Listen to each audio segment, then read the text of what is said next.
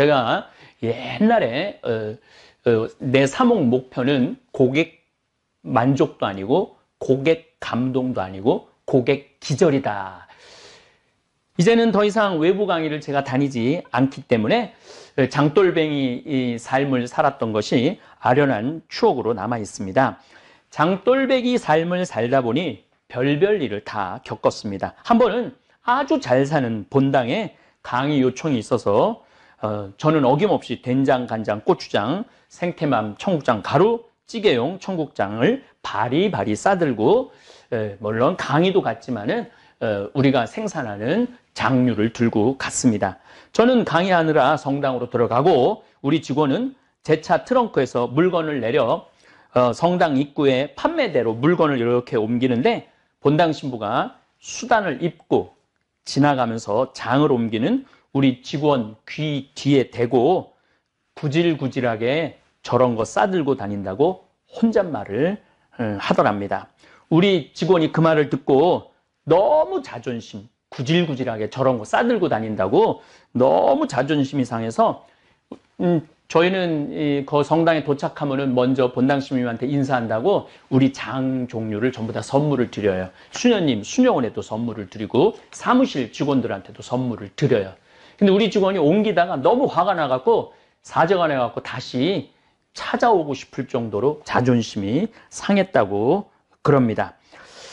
보통 제가 강의 밤 10시에 끝나고 교우들과 사진 찍고 책 사인해주고 우리 직원은 팔다 남은 물건을 다시 바리바리 싸서 차 트렁크에 넣고 생태마을에 들어오는 시간은 새벽 1시쯤 됩니다.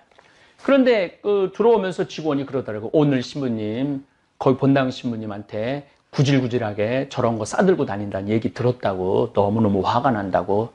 근데 저는 자존심 하나도 안 상했어요. 화도 안 났어요.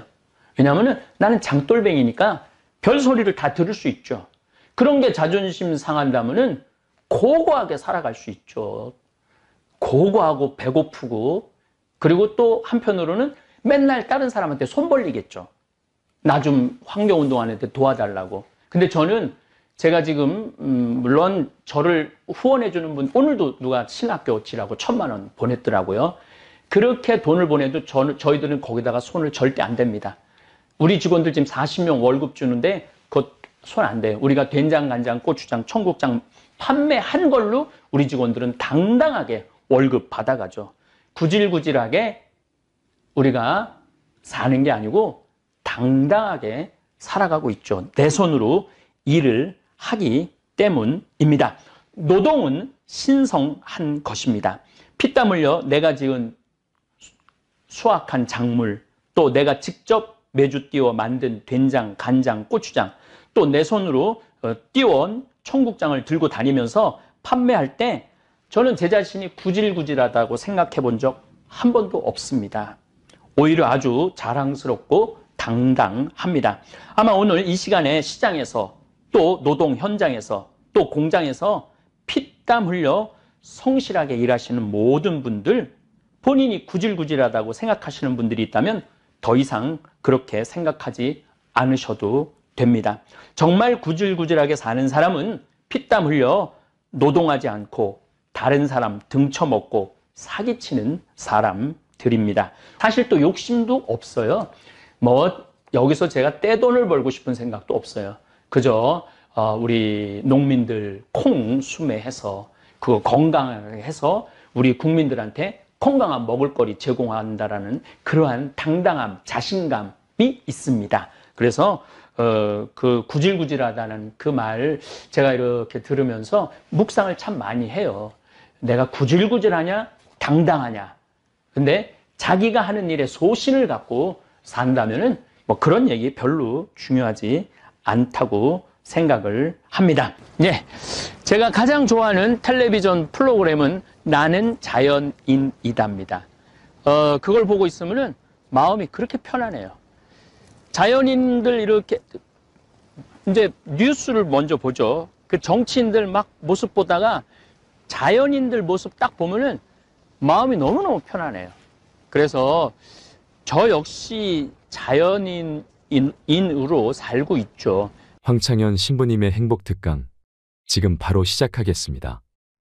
영상이 마음에 드신다면 구독, 좋아요, 알림 설정 부탁드립니다.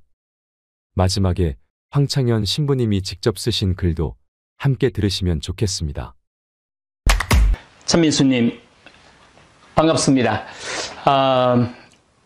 어제 제가 한 강의 많은 분들이 조용히 죽인다.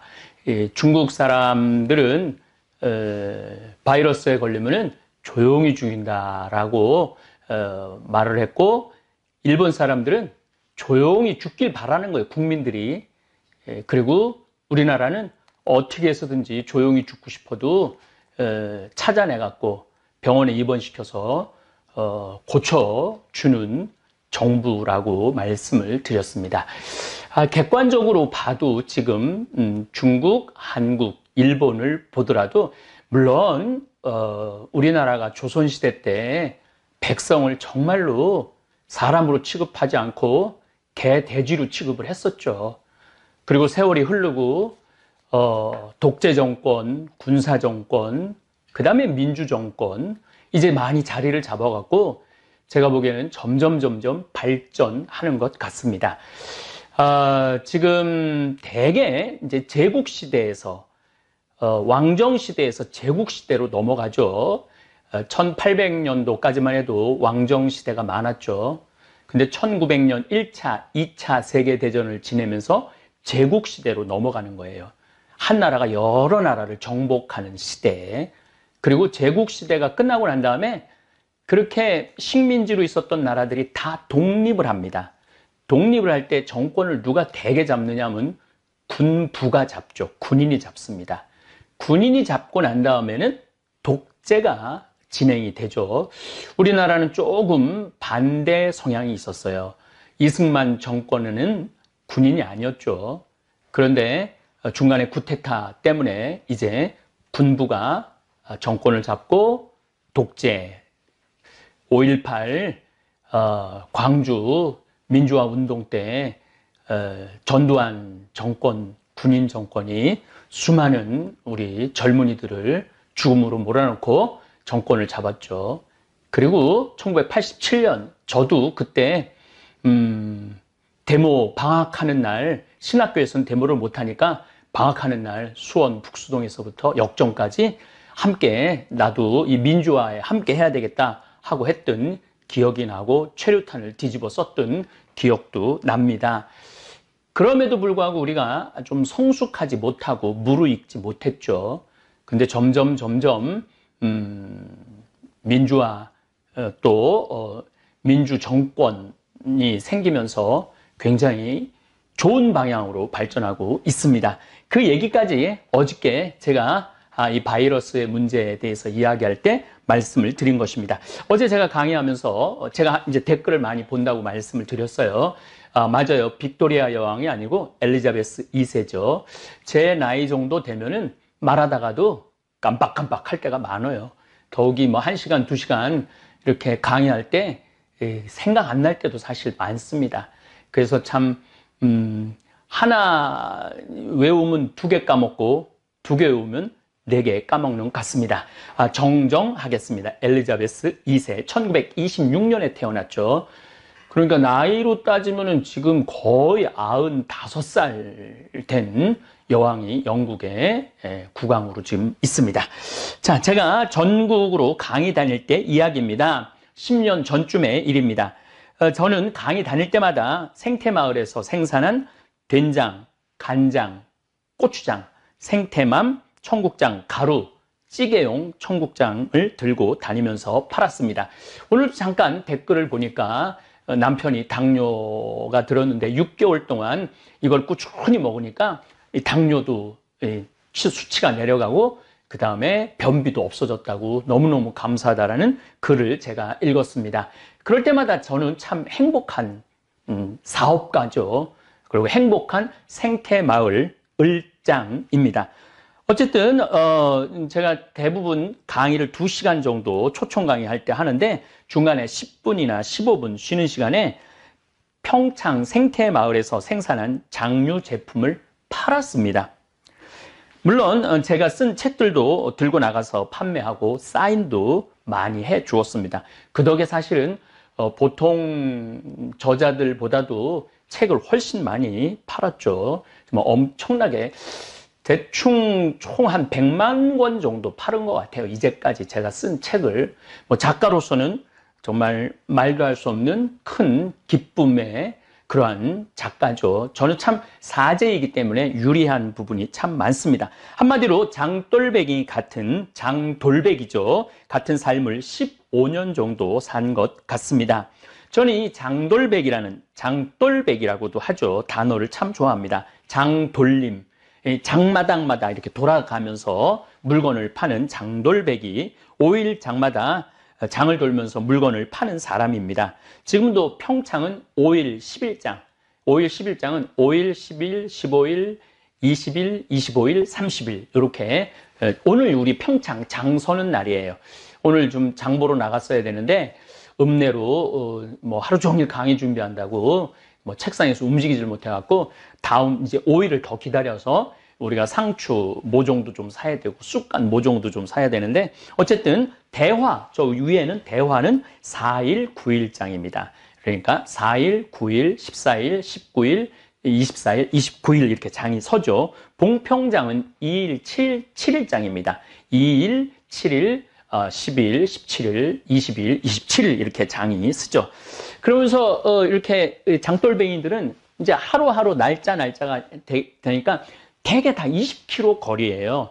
참 묘해요. 도시가 시골은 거리가 대개 20km입니다. 제천에서 주천 20km, 신림에서 주천 20km, 주천에서 우리 평창 20km, 평창에서 대화 20km, 대화에서 봉평 20km 이런 식으로 돼 있죠. 그래서 장돌뱅이들이 이렇게 하루 이제 물건 팔고 또 밤에 이렇게 이제 가면서 다음날 또 대화로 옮겨가고 봉평으로 옮겨가고 그러죠. 사실 예수님도 장돌백이셨습니다. 7일에 한 번씩 찾아오는 안식일에 회당을 들러서 하늘나라를 판매하신 분이에요. 제가 옛날에 내 사목 목표는 고객 만족도 아니고 고객 감동도 아니고 고객 기절이다. 저는 우리 많은 교우들한테 하늘나라를 파는 영업사원이라고 생각을 해요. 하늘나라가 좋으니까 사시라고.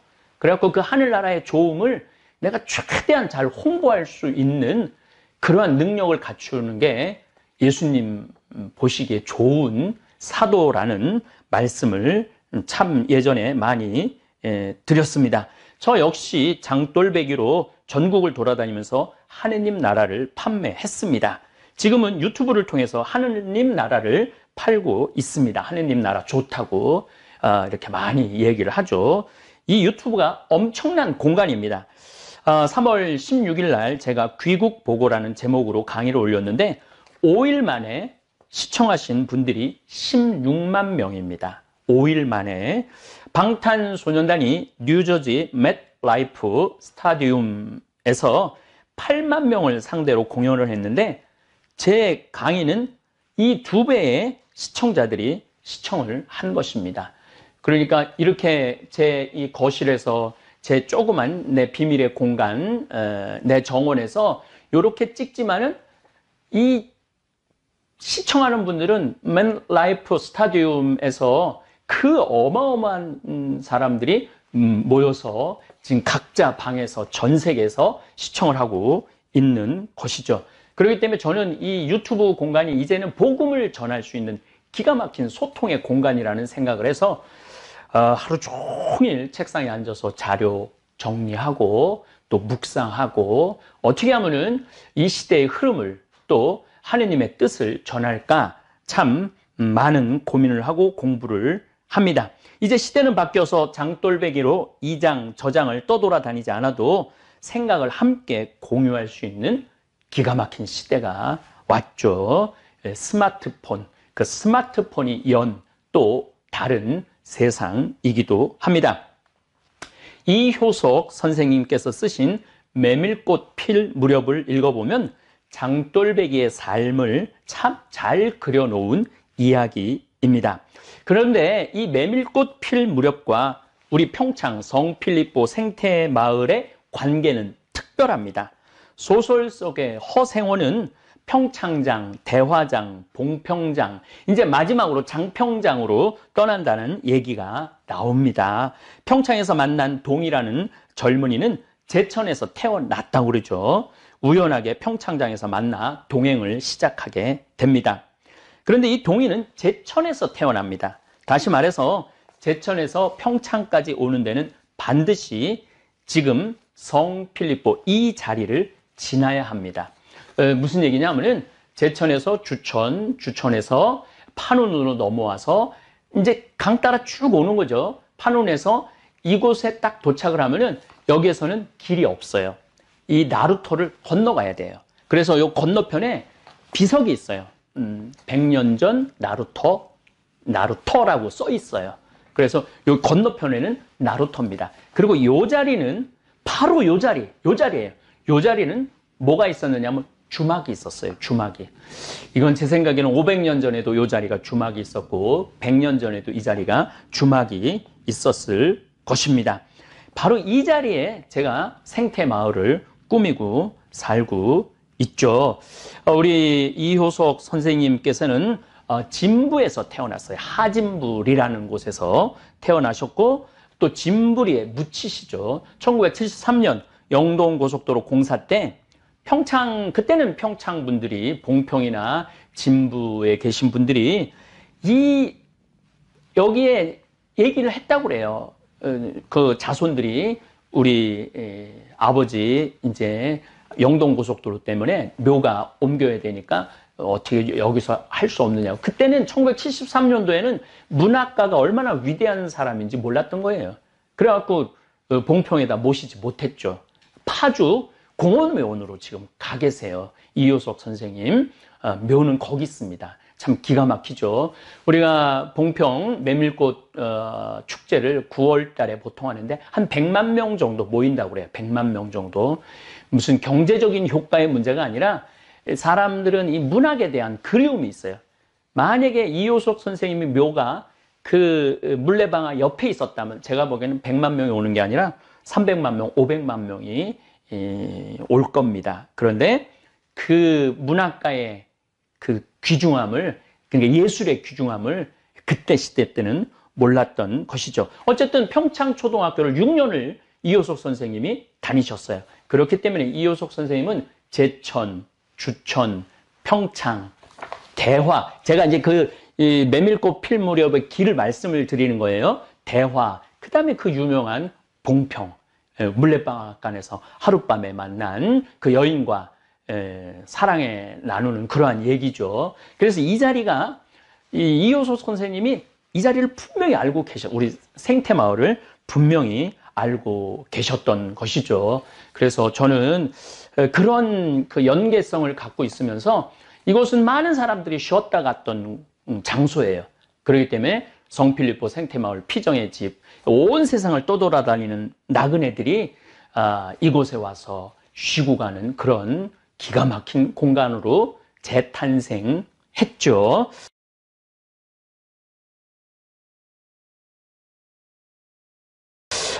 또 이 자리가 또 역사적으로 소설적으로 더 의미 있는 장소입니다. 왜냐하면 김병현, 김삿갓 시인 아들 김익균 선생님이 저 천동리에서 살았어요.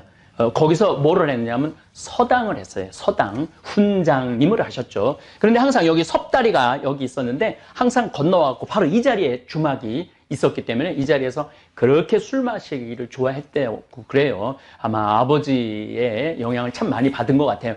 김익균 선생님은 태어나서 아버지를 딱 3번 만났다고 그래요. 딱 3번 만나고 마지막에 전주에서 만났을 때 제발 이제 집으로 가자고. 집이라고 그러는 건 바로 이 천동리예요. 천동리. 바로 우리 강 건너 천동리로 가자고 그러는데 아버지가 알았다고 그러고 나 좀 뒤 좀 보겠다고 그러고 갔는데 기다렸는데 안 나타나셔갖고 들어가 보니까 삿갓을 벗어놓고 떠난 거예요. 그게 마지막 만남이었어요. 그런데 이게 조금 이제 여러 가지 설이 좀 있는데 우리 평창 쪽에서는 김익균 선생님이 하루는 아버지 죽었다는 소식을 듣고 가갖고 이렇게 그 증언이 있어요. 여기는 지씨 이 동네예요. 그 지씨 동네인데 지씨 성을 가진 분들의 집장촌이죠. 하루는 어디를 아버지 모시러 간다고 그래갖고 이렇게 함에다가 이렇게 그러니까 이제 화장을 해갖고 와갖고 여기다 묻었다고 그래요. 지금은 영월 김삿갓 그 묘가 거기 있다고 그러는데 이 지역의 사람들의 증언을 들어보면은 묻어갖고 항상 아버지한테 벌초도 하고 아버지를 잘 모셨다고 이 지역 사람들은 그런 증언들을 하고 있어요. 어쨌든 그 김익균 선생님은 요 자리가 이 주막 자리였기 때문에 항상 여기 섭다리를 건너와갖고 여기서 술 마시는 걸 참 좋아했다고 그래요. 근데 한 겨울에 술을 너무 마셔갖고 섭다리를 건너다가 떨어져요. 그래갖고 다리에 떨어져서 죽어요. 그 같이 가던 친구가 이 상투를 풀어갖고 섭다리 거기 그 기둥에 묶어놓고 사람을 부르러 갔다 와 보니까 죽었다고 그럽니다. 그래서 김익균 선생님의 묘는 여기 있습니다, 지금. 그리고 이 자리가 제가 20년 전에 왔을 때도 이 자리가 주막은 아니고 뭐 식사도 하지만은 술도 파는 자리로 제가 그 집에서 한 2년, 3년 살았어요. 그리고 이제 이렇게 지은 거죠. 그래서 이 자리가 참 문학적으로 또 어떻게 보면은 우리나라의 그 멋있는 두 분 선생님의 추억이 깃들어 있는 장소이기도 합니다. 그래서 저는 우리 성필리포 생태마을 이 자체가 참 의미 있는 그리고 그래서 많은 에너지가 나오는 것 같아요. 많은 일을 할 수 있고 정말 아프리카 잠비아의 10,000평 우리 김종용 신부님이 이제 아마 오늘 내일 뭐 케냐에서 만약에 못 들어가면은 케냐에 우리 선교 센터가 있기 때문에 거기 좀 머무르다가 아마 잠비아로 들어가서 계속 일을 할 거라고 생각합니다. 이제는 더 이상 외부 강의를 제가 다니지 않기 때문에 장돌뱅이 이 삶을 살았던 것이 아련한 추억으로 남아 있습니다. 장돌뱅이 삶을 살다 보니 별별 일을 다 겪었습니다. 한 번은 아주 잘 사는 본당에 강의 요청이 있어서 저는 어김없이 된장, 간장, 고추장, 생태맘, 청국장, 가루, 찌개용 청국장을 바리바리 싸들고 물론 강의도 갔지만은 우리가 생산하는 장류를 들고 갔습니다. 저는 강의하느라 성당으로 들어가고 우리 직원은 제 차 트렁크에서 물건을 내려 성당 입구에 판매대로 물건을 이렇게 옮기는데 본당 신부가 수단을 입고 지나가면서 장을 옮기는 우리 직원 귀 뒤에 대고 구질구질하게 저런 거 싸들고 다닌다고 혼잣말을 하더랍니다.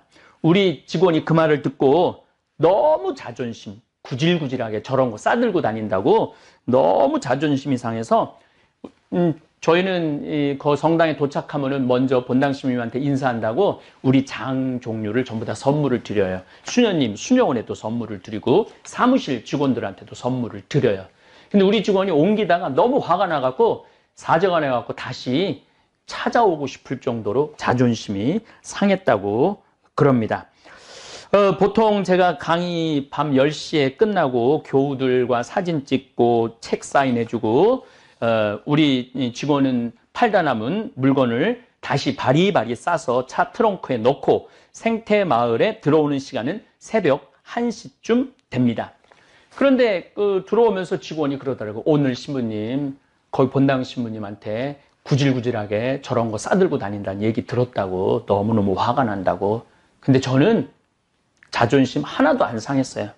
화도 안 났어요. 왜냐하면 나는 장돌뱅이니까 별소리를 다 들을 수 있죠. 그런 게 자존심 상한다면은 고고하게 살아갈 수 있죠. 고고하고 배고프고 그리고 또 한편으로는 맨날 다른 사람한테 손 벌리겠죠. 나 좀 환경운동하는데 도와달라고. 근데 저는 제가 지금 물론 저를 후원해주는 분 오늘도 누가 신학교 지라고 1,000,000원 보냈더라고요. 그렇게 돈을 보내도 저희들은 거기다가 손을 절대 안 댑니다. 우리 직원들 지금 40명 월급 주는데 그 손 안 대요. 우리가 된장, 간장, 고추장, 청국장 판매한 걸로 우리 직원들은 당당하게 월급 받아가죠. 구질구질하게 우리가 사는 게 아니고 당당하게 살아가고 있죠. 내 손으로 일을 하기 때문입니다. 노동은 신성한 것입니다. 피땀 흘려 내가 지은 수확한 작물, 또 내가 직접 매주 띄워 만든 된장, 간장, 고추장, 또 내 손으로 띄워온 청국장을 들고 다니면서 판매할 때 저는 제 자신이 구질구질하다고 생각해 본 적 한 번도 없습니다. 오히려 아주 자랑스럽고 당당합니다. 아마 오늘 이 시간에 시장에서 또 노동 현장에서 또 공장에서 피땀 흘려 성실하게 일하시는 모든 분들, 본인이 구질구질하다고 생각하시는 분들이 있다면 더 이상 그렇게 생각하지 않으셔도 됩니다. 정말 구질구질하게 사는 사람은 피땀 흘려 노동하지 않고 다른 사람 등쳐먹고 사기치는 사람들입니다. 우리 직원들은 손가락에 부을 정도로 열심히 일을 합니다. 그리고 정말로 어깨가 아프고 그럴 정도로 매일매일 하느님 보시기에 참 좋은 모습으로 열심히 일하고 또 거기에 합당하다고 이야기하기는 제가 함부로 그렇게 말씀드릴 자신은 없지만은 제가 CEO 4제이기도 하지만은 생태마을 운영하는 을장 CEO로서 해줄 수 있는 한 최대한 해주려고 저는 노력을 합니다. 그래서 우리 기본급이 아마 정부에서 지정한 기본급이 한 180만 원 정도 되는데 우리는 초봉이 거기에 한 50만 원 더 높아요. 그래서 최대한 잘해주고 싶고 긍지, 자긍심 가지라고 항상 제가 말씀을 우리 직원들한테 이야기를 하죠. 절대 내가 된장, 간장, 고추장 들고 다니는 거 구질구질한 거 아니에요. 만약에 마음에 안 들면 안 사면 되는 거고 또 뭐 가끔은 아예 못 갖고 오게 할 때도 있어요. 그야말로 허탕 칠 때가 있죠. 그럴 때는 저는 또 강의 또 뭐 즐겁게 하고 그렇게 이렇게 세월 흘러서 20년의 시간이 지났습니다. 요즘 바이러스 때문에 많은 중소업자들 또 소상인들 참 힘들어 하죠.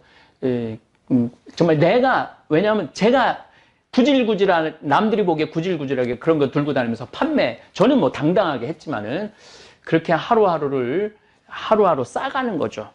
실력도 싸가고, 신뢰도 싸가고, 유통 시스템도 싸가고, 그렇게, 이렇게 시간을 지금까지 와서, 우리 생태마을은 사실은 지금 2달을 전혀 문을 닫고, 피정 손님, 이효석 선생님도 여기를, 길을 아시고, 소설의 한 장소로 이야기를 했고, 김삿갓, 김병현 아들 김익균 선생도 이곳에 와갖고 막걸리 한 잔을 했던 이 자리에서 우린 정말 행복한 시간을 보내고 있습니다. 사실 또 욕심도 없어요.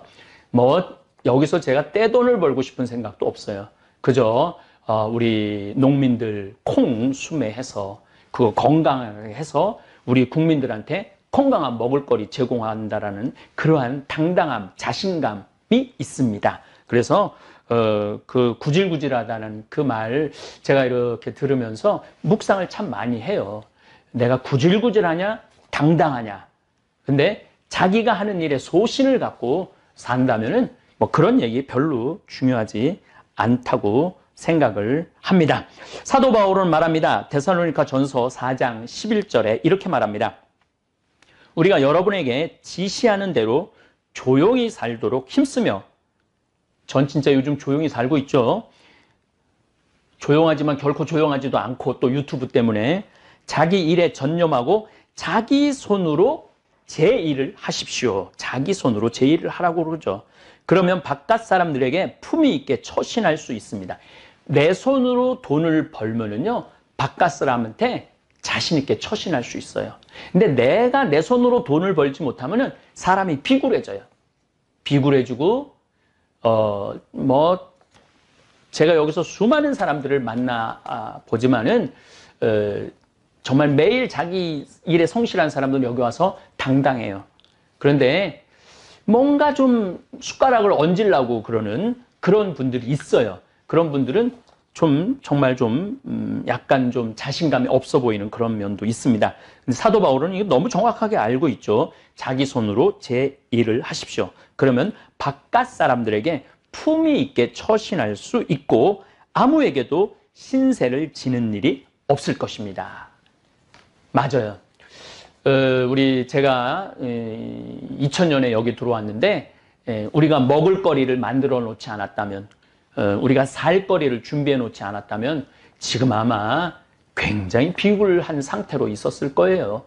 그런데 누가 뭐라 그래도 정말 무소의 뿔처럼 뚜벅뚜벅 이렇게 걸어왔기 때문에 지금도 참 이런 어려운 상황 속에서도 우리 모든 직원, 요즘 우리 직원들 신났어요. 왜 신났느냐 하면은 이 피정 식단은 늘 똑같죠. 그분들은 처음이지만 우리 직원들은 매일 그 피정 식단을 먹으니까 참 밥 먹는 게 참 힘들었는데 요즘은 피정객이 안 오니까 아주 뭐 주방에서 온갖 오늘은 뭐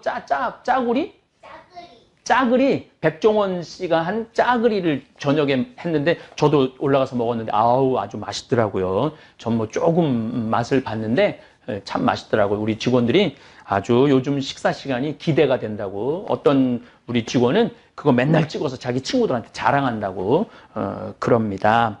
어쨌거나 하여튼 요즘 바이러스가 창궐하는 시대를 살면서 내 손으로 일해서 먹고 살 수 있음에 얼마나 감사한지 모릅니다. 이제 잠깐 제 손으로 일하는 장면을 여러분들 잠깐 감상해 보시기 바랍니다. 돌단풍입니다. 우리 생태마을에 이제 돌단풍이 나오기 시작하네요. 이제 봄이 드디어 시작을 했습니다. 우리 생태마을 정말 아름답습니다. 저희들이 이 생태마을을 꾸미는데 20년 딱 걸렸어요. 이제 올해부터는 조금 더 조경도 좀 많이 하고 많은 분들이 와서 정말 행복하게, 제가 우리말만 쓰려고 노력하는데 그야말로 영어로 하면 릴렉스하게, 좀 편안하게 많은 분들이 와서 쉬었으면 좋겠는데 요즘 바이러스 때문에 온 국민이 자가격리를 좀 하고 있죠. 이 아름다운 저 하늘 좀 비춰봐. 이렇게 오늘 그냥 하늘이 예쁘고 그냥 좋은데 이런 맑은 공기 우리 국민들이 많이 마셨으면 좋겠는데 바이러스 때문에 우리 생태마을 지금 문을 닫고 있어요. 지금 2달째 문을 닫고 있는데 하루빨리 이 문을 열 수 있도록 정부도 노력하고 국민도 노력하고 그랬으면 좋겠습니다. 예, 항아리가 많으면은 그 집이 부자인지 부자가 아닌지 잘 알 수 있다고 그러는데 우리 생태마을 이렇게 항아리 이렇게 보시면은 반대쪽도 한번 비춰봐요. 예, 우리들이 이 장을 된장, 간장, 고추장 지금 담궈 놓은 겁니다. 제일 좋은 거는 3년 묵은 된장이 제일 맛있는데 우리 된장 인기가 좋아갖고 이렇게 많이 담그는데도, 그리고 생태마을은 이제 제가 그 소금 간수 빼는 거를 좀 보여드릴 텐데 소금을 미리 비금도에서 사놔서 간수를 빼갖고 장을 담급니다. 제가 늘 드리는 말씀이지만 우리 생태마을의 장은 매주 띄워갖고 또 그걸로 비금도 물로 된장, 간장, 고추장은 뭐 좀 다른 성격이 있죠. 고춧가루. 물론 고춧가루도 당연히 우리 생태마을에서 생산한 고춧가루로 고추장을 담급니다. 이게 메주가 온 우주가 들어있다고 그래요.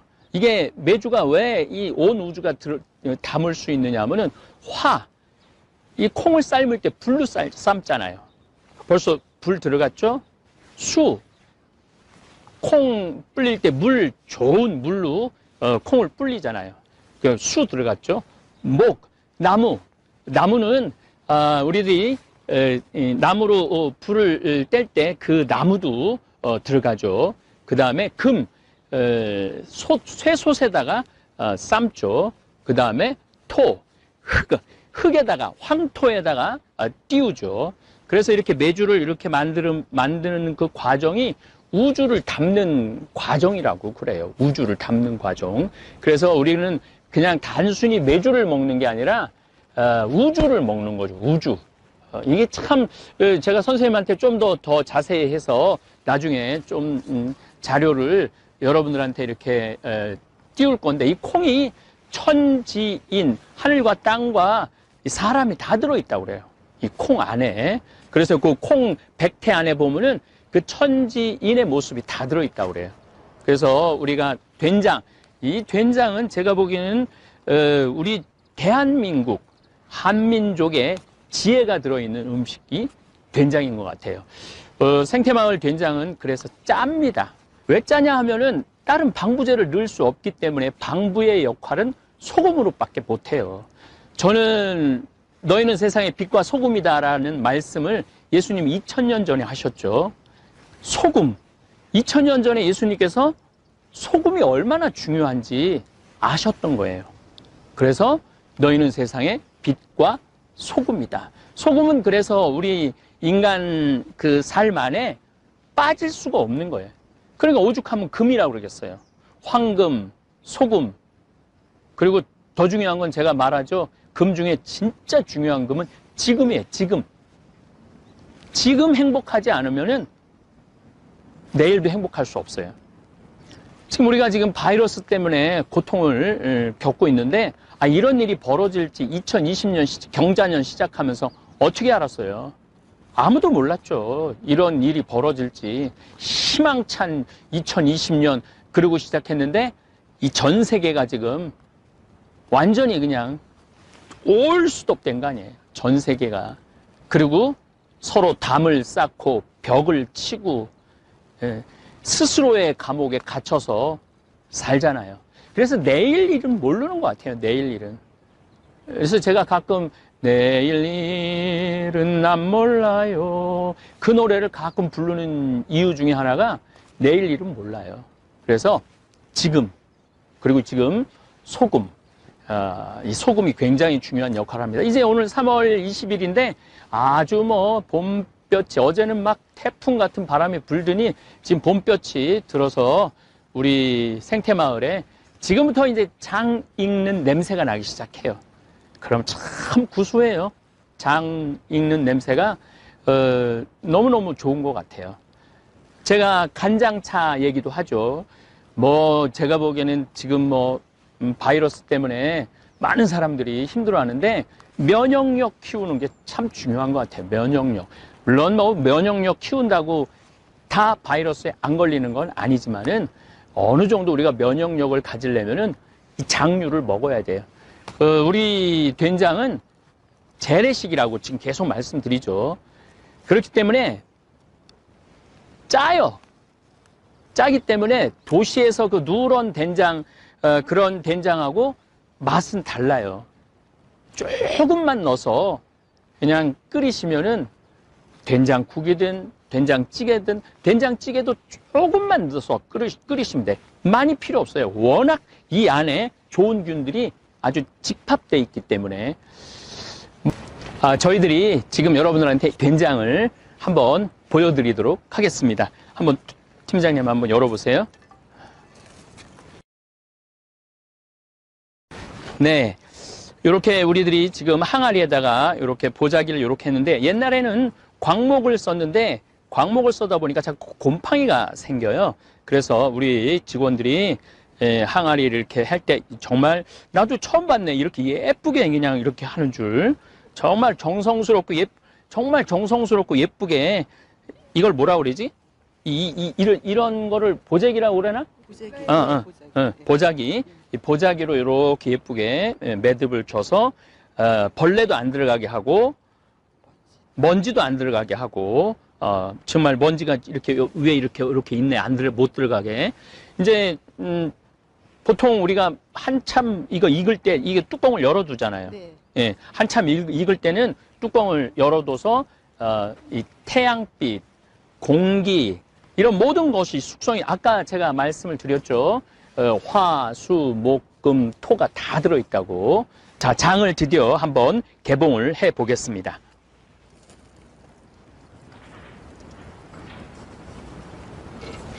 저기 먼지가 확실히 뭐 이렇게 많이 있네. 예. 자. 진짜 냄새 좋으네. 여기 지금 태양으로, 예, 저렇게 아주 냄새가, 정말 구수한 냄새가 납니다. 요거를 우리가 저기, 택배로 보낼 때 요건 싹 걷는 거죠? 네. 예. 택배로 보낼 때는 위에 장은 전부 다 걷어 버리는 겁니다. 그래서 택배를 보낼 때는 요렇게, 요게 1kg입니다. 1kg. 요렇게 포장을 예쁘게 해서 여러분들한테 보내드리는 겁니다. 요 정도면은 보통 일반 가정에서 얼마나 먹을까요? 저는 일주일에 된장찌개를 2번 내지 3번을 먹어요. 저 밥 해주는 분한테 그냥 해달라고 그래요. 난 오늘 된장국 먹고 싶다. 된장찌개 먹고 싶다. 왜냐하면 이 된장국이 참 구수한 게 참 맛있는 것 같아요. 그래서 여러분들, 제가 오늘 이렇게 이제 특별히 오늘 3월 20일 날, 우리 이제 이 생태마을 돌아가는 거, 뭐 지금 자가격리들 하시니까 답답하잖아요. 더욱이 면역력을 키워주는 음식으로는 우리 생태마을 이 장이 최고인 것 같아요. 그래서 여러분들한테 특별히 이렇게 소개를 해드리고 함께 나누고 싶어갖고, 또 우리 생태마을이 도대체 뭘 하는 데인지 잘 모르는 분들 너무너무 많아요. 자, 저게 황토집입니다. 저거 제가 지은 겁니다. 믿어지지 않으시겠지만은 제가 포크레인으로 해갖고 제가 지은 건데, 기운이 다 딸려갖고 저 위에다가, 사실은 그 노르웨이에 가보면은 저 위에다가 잔디를 심어갖고 꽃을 올리는데, 그걸 하고 싶었는데, 기운이 딸려갖고 저기까지밖에 제가 못했어요. 기운이 딸려서. 지금도 뭐 많은 분들이 이곳을 많이 이용을 합니다. 제가 이제 한번 저기도 지금 우리 은퇴하신 아주 높은 공무원 하시고 출입국 관리 국장까지 하신 분이 지금 저곳에서 한 10년 정도 지금 살고 계신데, 저것도 제 손으로 지은 겁니다. 예. 제가 가장 좋아하는 텔레비전 프로그램은 나는 자연인이다입니다. 그걸 보고 있으면은 마음이 그렇게 편안해요. 자연인들 이렇게, 이제 뉴스를 먼저 보죠. 그 정치인들 막 모습 보다가 자연인들 모습 딱 보면은 마음이 너무너무 편안해요. 그래서 저 역시 자연인으로 살고 있죠. 자연인으로 살고 있는데, 제가 천주교 신부이기 때문에, 천주교 사제이기 때문에, 공적인 사람이기 때문에 그 혼자서의 유유자적을 누릴 수는 없죠. 또 물론 제가 혼자서 유유자적을 누린다면은 사제가 될 이유가 없죠. 많은 교우들한테 위로를 하고, 또 많은 교우들한테 하늘나라의 신비를 알려주고, 또 이 지구가 조금 더 건강해질 수 있도록 노력하는 것이 제 사명이죠. 하지만은 올해 어차피 이 바이러스 때문에 자가 격리 상태에 있기 때문에 올해는 좀 나는 자연인이다라는 마음으로 살고 싶고, 생활 패턴도 그렇게 살고 싶어요. 그래서 여러분들한테 요거는 지금 이 꼭지 말고 다른 꼭지에 제목 자체가 나는 자연인이다라는 꼭지로 여러분들한테 제가 한번 황토집 짓는 과정, 또 농사 짓는 과정, 또 유기농으로 농사를 어떻게 짓는지 이런 것들도 한번 담아서 시리즈로 한번 여러분들한테 보여드릴 거예요. 그래서 사실은 이것도 나는 자연인이다의 일부분이죠. 제가 이 된장, 간장, 고추장, 그 다음에 생태맘, 청국장, 가루 만들려고 그랬던 이유 중에 하나가, 우리 농민들, 저기가 이제 마질이, 대상리, 대하리, 뭐 대상 1, 2, 1, 2, 2리 뭐 다 그러죠. 하리, 중리, 상리 뭐 이거 다 이제 이게 일제 잔재죠. 일제 잔재, 북리, 남리 뭐 이런 것들도 다 일제 잔재의 언어들이에요. 그래서 요즘은 뭐 김삿갓면 아주 좋은 이름들로 바꿔가고 제가 굉장히 기분이 좋아요. 그렇게 건강한 모습으로 어제도 차 탄 채 검진한다. 그 참 우리 대한민국 사람들이 보면은 굉장히 건강한 생각을 많이 갖는 것 같아요. 저희들이 2020년 경자년 간장 담그는 모습 여러분들한테 보여드리도록 하겠습니다. 메주를 저희들이 한 60일 정도 띄웁니다. 60일 정도 띄워갖고 정월 안에 소금 18도, 염도 18도를 맞춰서 우리는 비금도 소금을 씁니다. 간수를 한 3년 정도 빼죠. 3년? 네, 3년 정도 간수를 제가 이제 나중에 이제 소금도 저희들이 한번 보여드리도록 하겠습니다. 간수를 빼서 정월 안에 2월 7일 정도 했습니다. 그리고 한 50일 정도 담그고 난 다음에 장가르기를 합니다. 여러분들 이렇게 보시면은 숯이 있는데 이거 숯은 메주의 독성을 빼는 거예요. 메주의 독성만 빼는 것이 아니고 이 숯이라는 게 참 신비한 것 중에 하나가 나쁜 것들을 흡착을 하는 능력이 있어요. 숯이. 그래서 여러분들 그 수돗물 이렇게 드실 때 아주 특별한 삼투압, 그 서울은 지금 삼투압으로 수돗물을 정화를 해서 먹는데 그러지 않는 한 대개 백탄으로 마지막으로 걸러서 여러분들 집으로 가는 거예요. 그래서 숯이 우리 생활 안에 쓰여집니다. 그리고 이제 고추가 있는데 이 고추는 칼칼한 맛도 냅니다. 이 붉은 고추는. 근데 또 우리 전통적으로 나쁜 액을 막아주죠. 제가 말씀드렸죠. 그냥 간장, 메주, 그냥 이게 그냥 화학 제품으로 하는 게 아니라 우주를 담는 거예요. 화수, 목, 금, 토. 우주를 담고 천지, 인을 담는 거예요. 그 기운을 담는 거죠. 그래서 여기다 새끼줄을 이렇게 치는 이유 중에 하나도 그 액을 막는 거예요. 새끼줄 많이 치죠, 여러분들. 그 금줄 할 때, 애기 태어날 때 새끼줄 하죠. 또 언제 새끼줄을 쓰느냐면은 부모님 돌아가셨을 때 머리에, 대개 며느리들이 머리에 많이 하고 아들들은 허리에 많이 하죠. 머리에도 하고 허리에도 해요. 물론 죄인이라는 의미도 있지만 시신 앞에 있으면서 그 액을 쫓아내기 위해서 쓰는 거죠. 그래서 이렇게 단순히 과학적으로만 할 수 있는 게 아니에요. 장이라는 것 자체가. 그 다음에 대추는 자손도 좀 많게 하고, 당연하죠. 건강한 간장으로 음식을 해 먹으면은 자손이 많이 생기죠. 요즘 불임이 자꾸 생기는 이유 중에 하나도 된장간장 고추장을 안 먹고 인스턴트 음식만 먹기 때문에 젊은 여자 아이들이 자궁에 문제가 생기는 거예요. 그래서 예전에 제가 한참 말씀드렸지만은 자궁에 임신을 할 수 있는 지수가 있어요. 근데 많은 경우 여자아이들은 임신할 수 있는 지수가 다 안 되는 경우가 많아요. 그래서 요즘 그렇게 결혼을 해도 애가 없는 이유 중에 하나가 이 장을 안 먹어서 그래요. 된장, 간장, 고추장으로 만든 된장찌개라든지 된장국이라든지 이런 것들.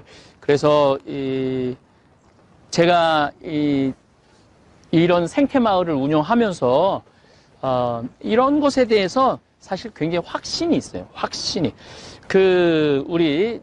내가 한번 정말 잘 사는 본당에 강문 때 계속 오늘 말씀드리지만 구질구질하다고 그렇게 표현했는데 이게 어떻게 구질구질해요? 이게 온 우주의 신비를 담은 거고 우리 이 국민의 건강을 또 우리 유튜브 구독자들 우리 되살림 회원들 건강을 책임지는 건데 그래서 저는 뚜벅뚜벅 이제까지 걸어왔어요. 20년 동안 뚜벅뚜벅 걸어왔고 또 앞으로도 뚜벅뚜벅 걸어갈 거고 누가 뭐라 그래도 저는 제가 하는 일에 확신이 있고 자부심이 있어요. 제가 하는 일에. 그리고 이런 기가 막힌 여러분들 원래 장은 이게 굉장히 신성한 거기 때문에 막 아무데나 이렇게 펼쳐져서는 안 돼요. 그래서 우리가 돌담으로 전부 다 쌓고 기와로 전부 다 둘러놓은 거예요. 기와로 둘러놓고 그 안에 장을 보관을 하는 거죠. 그래서 가장 결례가 뭐냐 하면은 남의 집 장독 열어보는 거. 그게 가장 큰 결례예요. 그 더욱이 남의 집 장독 열어보는 것도 결례지만 손가락으로 찍어 먹는 거, 이거는 뭐 말할 수 없는 결례죠. 왜냐하면은 그 장을 담그는 거는 그 장을 담그는 사람의 소양도 있는 거예요. 어떤 마음으로 이 장을 담그느냐, 또 이 장하고 그 집 며느리하고 이게 잘 맞아야지 장맛이 나는 거지, 이 맞지 않으면 또 장맛이 확 안 나는 경우도 참 많습니다. 한번 뭐 나는 뭐 이 장을 너무너무 좋아하는 사람이니까 한번 지금 이제 장가를 내면은 이제 보름 후에 이제 할 건데 제가 미리 조금 맛을 보도록 하겠습니다.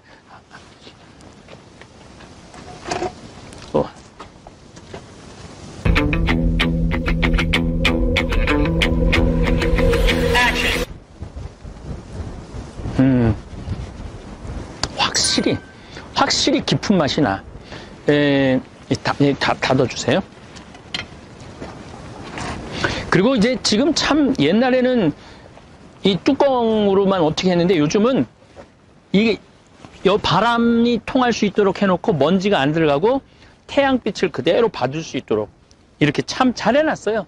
요즘은 점점 우리 이 기술이 좋아지는 것 같아요. 요즘 바이러스 때문에 많은 분들이 힘들어하고 이러는데 사실은 제가 하는 강의를 처음부터 끝까지 듣는 분들도 있지만 띄엄띄엄 듣는 분들도 계신데 간장차라는 게 그렇게 우리 면역력 향상에 좋다고 그러잖아요. 요 정도 되는 거에 반 정도, 숟가락의 반 정도 여기다가 넣어서 그냥 차 마시듯이 마시면은 관절 아픈 분들도 좋고 뭐 여러 가지 몸 안 좋은 분들도 좋다고 그래요. 돈 들어가는 거 아니에요. 우리 조상님의 지혜가 들어가 있는 거를 먹는 거죠. 네. 잘 보셨습니까? 사도 바오로는 천막 짜는 일로 밤낮을 지새웠다고 고백하고 있습니다. 그리고 설교는 안식일에만 회당을 찾아다니면서 복음 선포를 하셨습니다. 제가 예수님은 장돌뱅이라고 또 바오로 사도도 역시 장돌뱅이라고 말씀한 게 대개 안식일만 거의 모임을 가졌어요. 물론 중간에 한 목요일에 한 번 또 모임을 갖기도 이 회당 시나고게 예전에 유대인들은 그런데 주로 안식일에 이렇게 이 시나고게 갈릴리아는 7개 시나고게가 있었다고 그래요. 회당이. 그래서 한 주간에 한 군데씩 떠돌아다니면서 마치 우리 5일장 다니듯이 예수님께서 이렇게 하늘나라를 선포하셨죠.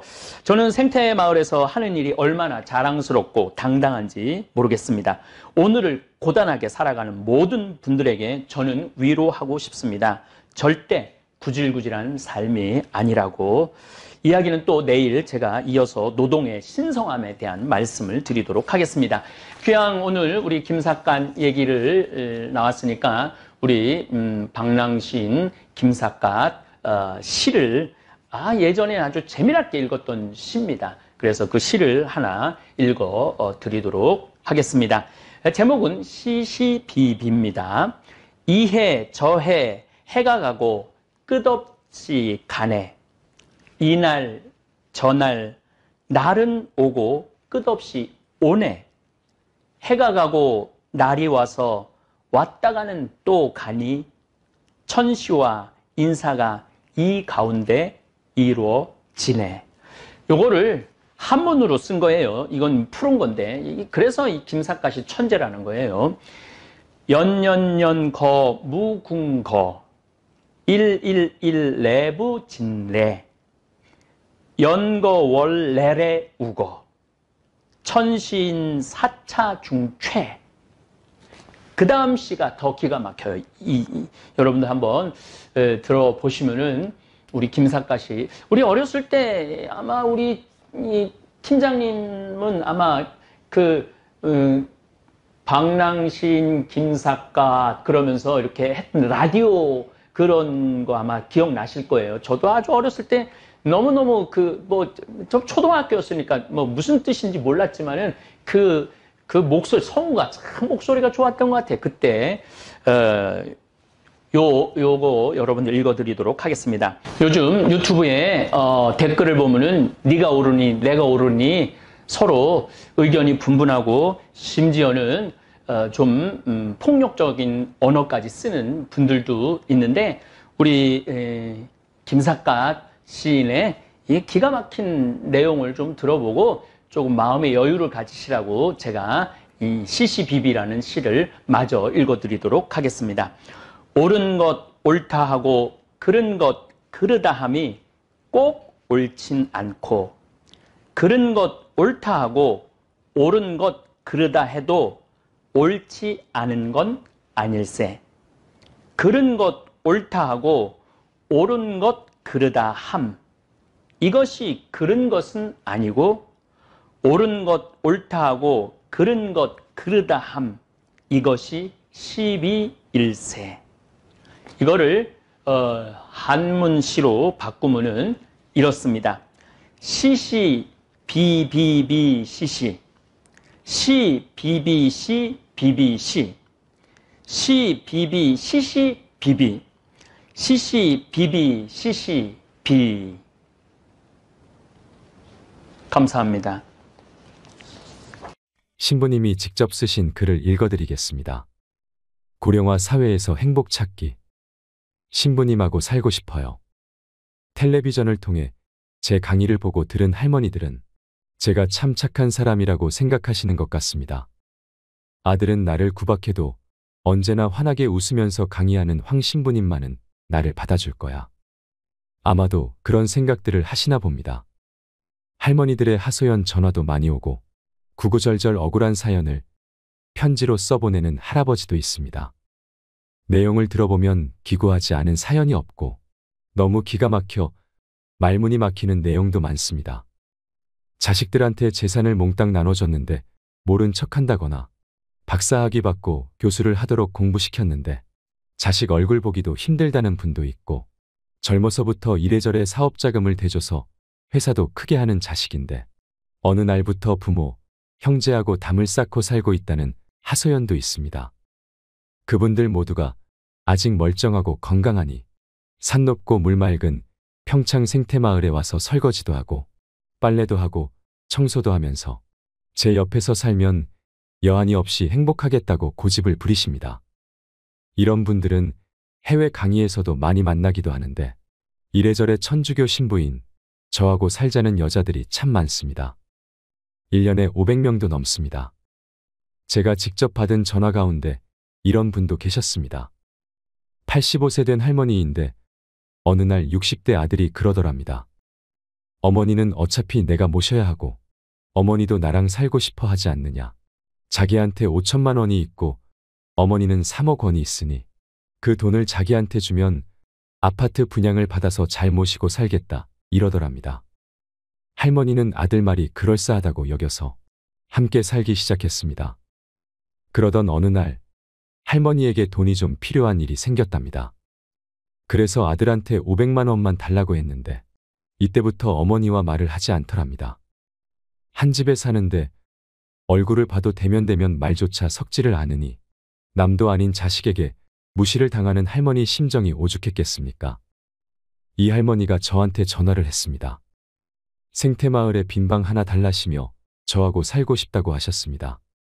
25살 건강한 처자가 같이 살자고 해도 빈방이 없어 거절하는 판인데 85살 된 할머니가 같이 살고 싶다고 하니 참 갑갑한 얘기입니다. 제가 할머니에게 말씀드렸습니다. 할머니, 여기는 피정하는 집이라 빈방이 따로 없습니다. 제가 할머니 같은 분들이 하도 많아 요양원이라도 할까 생각 중인데 그때까지 기다려주세요. 제가 거듭 정중하게 거절했더니 할머니가 이렇게 말씀하셨습니다. 강의할 때 보면 노인들 심정을 누구보다 잘 이해해 주는 것 같더니 아니 이럴 수 있어요? 정말 너무하시네요. 제가 진즉에 자식들한테 재산 나눠주지 말라고 그렇게 간곡히 말씀을 드렸는데 그 말은 하나도 안 듣고 지금 본인 처지만 생각하니 화가 나시는 겁니다. 제가 계속 죄송하다며 거절을 하자 할머니는 이렇게 말하고는 전화를 뚝 끊으셨습니다. 신부님도 우리 아들이랑 하나도 다를 게 없네. 여러분, 제대로 돈 쓰는 법을 알아야 합니다. 특히 노후의 자식에게 재산을 몽땅 주는 일은 없어야 합니다. 2015년 울산에서 일어난 일입니다.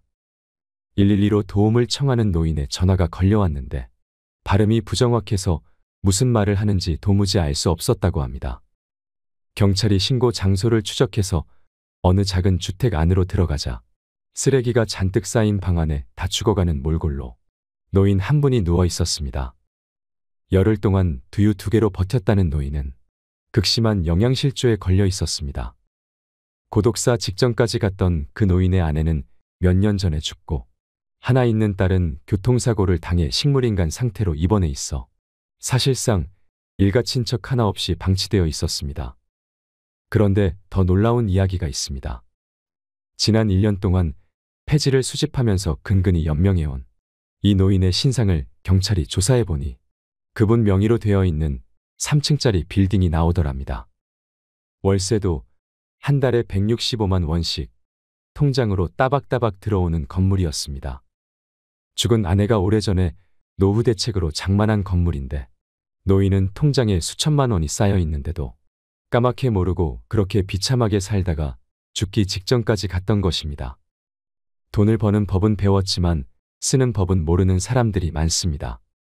개처럼 벌어서 정승같이 쓰라는 말이 있습니다.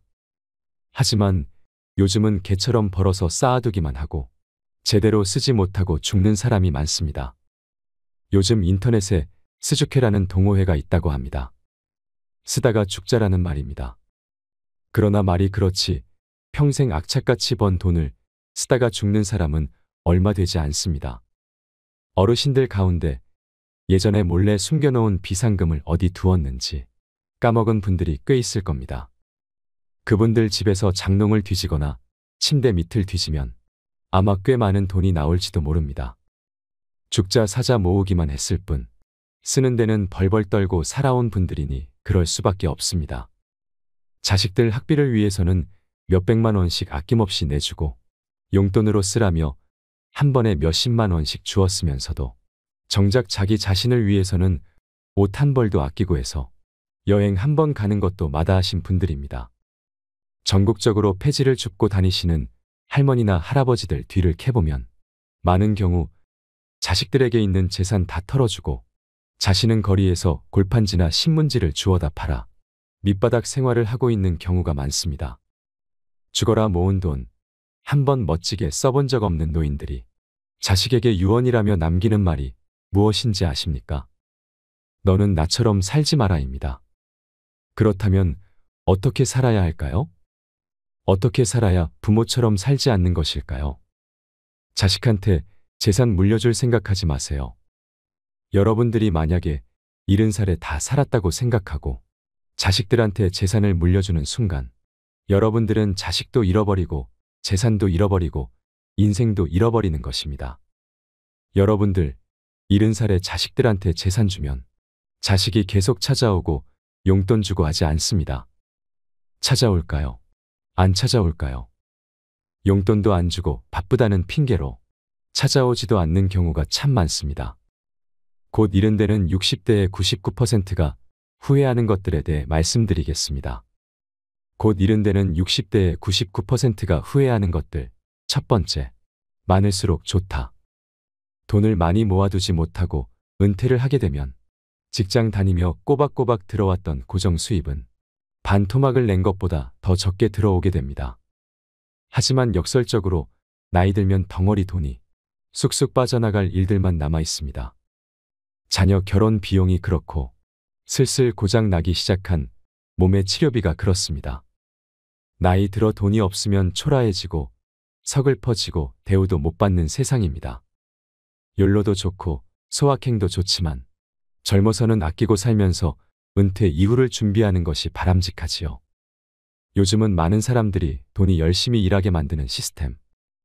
내가 잠을 자는 동안 돈을 벌어들일 수 있는 수동적 수입에 대해 관심을 많이 갖고 이것들을 이루려고 노력을 많이 합니다.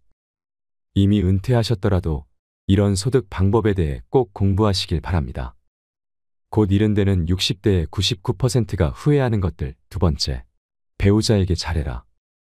이 조언은 특히 남성분들 귀담아 들으셔야 한다고 생각합니다. 제 영상을 보시고 40대 50대도 아닌 70대 여성분들이 지금도 성격 고약한 남편들 때문에 괴로워하는 글들을 종종 올리십니다. 그런 글들을 대할 때마다 안타깝고 불편한 마음이 아주 오래도록 듭니다. 이 세상에서 제일 소중한 사람은 배우자입니다. 인생 후반전에선 더욱더 그렇죠. 왜냐하면 자신보다 자신을 더 믿어주는 사람이 이 세상에서는 배우자밖에 없기 때문입니다. 그걸 깨닫지 못하고 여전히 권위주의적이고 퉁명스럽고 무뚝뚝하고 배우자 무시하는 덜 떨어진 인생은 가볍기 그지없습니다. 남들도 다 그렇게 사는 거 아니냐고요.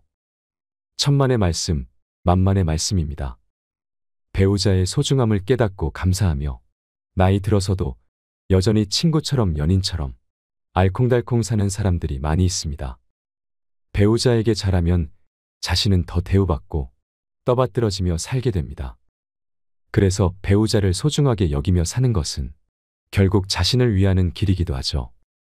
더 늦기 전에 배우자의 웃음소리로 가득한 가정을 만들어 보시기 바랍니다. 곧 이른 데는 60대의 99%가 후회하는 것들. 세 번째, 노년을 함께할 친구를 만나라. 친구 없는 인생은 상상할 수도 없습니다. 배우자 다음으로 인생의 소중한 자산은 친구라 할 수 있겠습니다. 나이를 떠나 취미를 함께 나눌 수 있는 친구를 만들어야 합니다.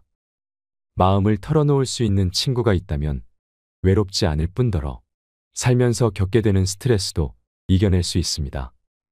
제 생각으로는 가장 좋은 것이 배우자를 제일 친한 친구로 만드는 거라고 생각합니다. 무슨 말을 털어놔도 집 밖으로 새어나갈 일이 없고 자신의 좋은 점과 나쁜 점, 모든 것을 알고 있으니 공감도 이해도 쉽게 이루어지거든요. 물론 가끔 친구들 만나서 남편 욕을 하기도 하지만 말입니다. 뭐 그 정도 재미는 눈 감아 줄 수 있습니다. 곧 이른 데는 60대의 99%가 후회하는 것들. 네 번째, 자녀들과의 신뢰감을 유지해라. 자녀들과의 동등한 신뢰감을 유지하는 가장 좋은 방법은 대화를 많이 하는 겁니다. 시시콜콜 생활에 참견하고 볼 때마다 잔소리하는 것은 그나마 남아있던 부모와 자식 간의 정마저 떼어내는 지름길입니다. 자식 볼 때마다 못마땅한 것이 보이고 또 한 소리 하고 싶을 때마다 자신의 젊은 시절을 돌아볼 일입니다. 꼭 자기를 닮았거든요. 긴 대화가 아니더라도 말 한마디를 하더라도 긍정적이고 사랑과 신뢰, 그리고 자식들을 지지하는 마음이 전달되도록 하는 것이 중요합니다. 곧 이른 데는 60대의 99%가 후회하는 것들. 다섯 번째, 남은 반 100년을 살아갈 체력을 만들고 건강을 유지하라. 굵고 짧게 살겠다는 사람이 있습니다. 그런 사람들은 술로 담배로 몸을 혹사시킵니다. 스트레스가 너무 많아서랍니다. 한국의 제 친구는 기업체를 이끌고 있는데 너무 똑똑해서 술, 담배 끊으라는 배우자와 친구들의 말과 조언도 듣지 않습니다. 근데 이 친구를 보면 꼭 고집 부리다 큰일을 당한 뒤에야 자신의 믿음이 틀렸다고 깨닫고 후회할 것이 자명합니다. 생애 단계마다 이런 일들을 여러 번 반복했지만 그럼에도 불구하고 이번에도 또 똑같이 고집을 부리고 매일 밤 독주를 마셔야 됩니다. 평일과 주말을 가리지 않고 거의 하루도 빠짐없이 매일매일 이렇게 독주를 마셔 대고 있으니 간에 무슨 일이 일어나고 있음이 분명합니다. 눈에 보이질 않으니 무슨 깊은 철학적 깨달음이라도 있는 척하며 술을 마시지만 중독에서 벗어나지 못하는 것뿐입니다. 이렇게 굵고 짧게 살겠다는 사람들이 크게 착각하는 것이 뭐냐면 짧게 살기가 마음처럼 그렇게 쉽게 되지 않는다는 겁니다. 멀쩡히 살다가 어느 날 갑자기 하루아침에 세상 하직하는 것은 좀처럼 일어나기 힘든 현실입니다. 그렇다면 현실을 뭘까요? 만성병에 걸려서 죽는 그날까지 오랜 세월 동안 고통은 고통대로 다 받고 가족들은 그 병수발하느라 진저리를 치게 되는 것입니다. 지금까지 모아두었던 노후 재산, 치료비로 다 날려 먹는 것이 현실에 더 가깝습니다. 이렇게 사는 인생은 무슨 일을 도모할 수 있을 리도 만무합니다. 그러니 굵게 살지도 못하고 짧게 살지도 못하는 겁니다. 은퇴하면 열심히 운동해야지 하는 분들이 계신데 그러지 마시고 지금 당장 오늘부터 열심히 운동해서 남은 반백년을 살아갈 근육도 미리 붙여놓고 체력도 만들어 놓으실 바랍니다. 그래야 은퇴 후에도 계속 운동을 할 수 있습니다. 곧 이른 데는 60대의 99%가 후회하는 것들. 6번째, 배움을 멈추지 마라. 마음과 머리에 새로운 것을 채워 넣지 않으면 하는 말은 고리타분해지고 생각은 편협해지기 마련입니다. 그러다 보면 어느새 불평불만을 늘어놓는 인생을 살게 될 게 뻔하죠. 배움으로 이끄는 호기심을 간직하며 사는 게 중요합니다. 호기심을 간직하면 맑고 총명한 눈망울을 갖고서 하루하루 생기 있는 일상을 보내게 되고 더 새로운 내일을 설레이며 기다리는 인생을 살게 됩니다. 곧 이른 데는 60대의 99%가 후회하는 것들. 7번째, 평생 즐길 수 있는 취미를 만들어라. 은퇴해서 취미를 즐기며 살기 위해서는 은퇴 전부터 취미 생활을 시작해서 그것을 즐길 수 있는 정도의 수준으로까지 올려놓는 것이 중요합니다. 세상 무엇을 배우든 제일 힘든 것이 그 기초 과정이죠. 모든 것이 생소하고 몸은 따라주지 않으니 즐기려고 시작했는데 역설적이게도 그것 때문에 고통스럽기까지 합니다. 그 고비를 참아내지 못하고 그만두는 사람이 대다수입니다. 10대 시절 해보고 싶었던 것을 취미로 삼아 평생 즐길 수 있도록 미리미리부터 배워야 할 일이겠습니다. 곧 이른 데는 60대의 99%가 후회하는 것들. 8번째, 글쓰는 습관을 가져라.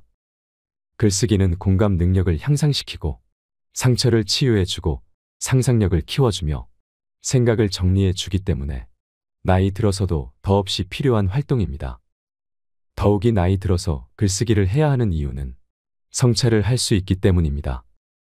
남이 읽으면 어찌할까 싶어서, 글 재주가 없어서, 작가처럼 글을 쓸 수가 없어서 글을 쓴다는 것에 부담을 갖고 계신 분들이 많은데 그러실 필요 없습니다. 우리 나이의 글쓰기는 남에게 보여주는 목적이 아니라 작가와 독자가 오직 한 사람뿐인 자기 성찰을 위한 글쓰기이기 때문에 한 줄 쓰기부터 가벼운 마음으로 시작하면 됩니다. 글쓰기를 시작하면 그동안 무심하게 읽었던 남들이 써놓은 글들도 새롭게 보이고 좋은 표현들도 눈에 들어오기 시작합니다. 곧 이른 데는 60대의 99%가 후회하는 것들. 9번째, 마지막 도전 앞에서 주춤거리지 말아라. 그때 용기를 내서 할 걸 그랬어 하는 것들이 지금도 있지 않으세요? 더 이상 그런 후회를 마음에 담아두고 살면 안 됩니다. 돌연 앞에서 너무 많은 생각으로 마음처럼 잘 해낼 수 있을까 하는 염려로 주춤거릴 시간이 없습니다. 이제 시간도 있고 마음에 품었던 것을 배울 수 있는 돈도 있습니다. 이번에는 반드시 해보겠다는 의지만 있으면 되는 겁니다. 경험을 사는 것에는 돈을 아끼지 말라고 인생 선배들이 말을 합니다. 그러니까 도전하고 여행 다니는 것에 인색할 필요 하나도 없습니다. 곧 이른이 되는 60대의 99%가 절대 다수가 후회하는 것들도 사실 우리가 알고 있었던 내용과 크게 별반 다르지 않습니다. 그러니 남의 얘기라고, 남들이 후회한 얘기라고 흠칫하고 가볍게 여기지 마시고 나도 그런 후회를 할 수 있다는 것을 생각하시면서 뒤늦게 그런 일이 없도록 하나하나 실천해 가면서 사셨으면 좋겠습니다. 황창현 신부님의 영상이 어떠셨나요? 오늘도 황창현 신부님 덕분에 참 행복한 하루입니다.